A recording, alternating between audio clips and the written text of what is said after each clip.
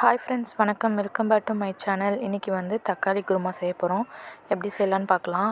இது எல்லோரும் உங்கள் வீட்டில் ட்ரை பண்ணி பாருங்கள். டேஸ்ட்டு சூப்பராக இருக்கும்.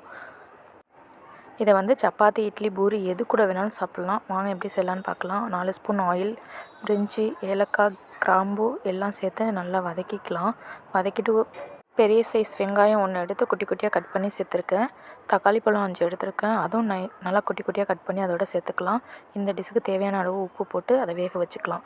ஒரு தேங்காய் விழுது அரைச்சிட்டு வந்துடுவோம். அதுக்கு 1/2 மூடி தேங்காய், 10 பல் பூண்டு, 2 பச்சை மிளகாய், ஏற்கனவே ஊற வச்ச கசகசா, பொட்டுக்கடல 1 ஸ்பூன், சீரகம் 1/2 ஸ்பூன், மிளகாய்த்தூள் 1 ஸ்பூன், கரம் மசாலா 1/2 ஸ்பூன் எல்லாம் சேர்த்து நல்லா ஒரு பேஸ்ட்டாக அரைச்சிட்டு வந்துக்குவோம். அரைச்ச பேஸ்ட்டை வதக்குன தக்காளியோடு சேர்த்துக்கலாம். திக்காக வேணாலும் திக்காகவும் வச்சுக்கலாம். தண்ணியாக வேணாலும் நம்ம தண்ணி அதில் கொஞ்சம் சேர்த்துக்கலாம். நல்லா 5 நிமிஷம் கொதிச்சோடனே மல்லி இலை தூவி சர்வ் பண்ணிக்க வேண்டியதான். சூடான இட்லியில் சாப்பிட்டா டேஸ்ட்